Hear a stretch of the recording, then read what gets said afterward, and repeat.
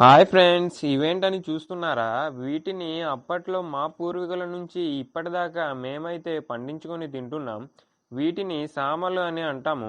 వీటినైతే June July ఆ టైంలో అయితే నాటుకుంటే ఈ టయానికైతే పండుతాయి. వీడియోలో చూపినట్టు ఈ విధంగా అయితే కోసుకొని అక్కడక్కడ కుప్పలుగా అయితే పేర్చుకుంటాము.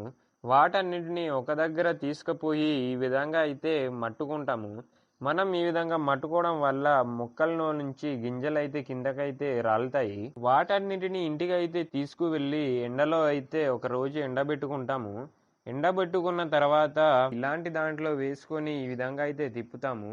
దీన్ని మేము సామతిరగలి అని అంటాము. దీని తర్వాత ఇలాంటి ఒక రోలు దగ్గర వేసుకొని ఈ విధంగా అయితే దంచుతాము. ఇలా చేయడం వల్ల సామ గింజలోని పై లేయర్ అయితే ఊడిపోయి మనకు రైస్ కింద అయితే కన్వర్ట్ అయిపోద్ది. వాటినైతే మేము వంట చేసుకుని అయితే తింటాము. వీడియో నచ్చినట్టయితే లైక్ చేసి కామెంట్ కూడా చేయండి.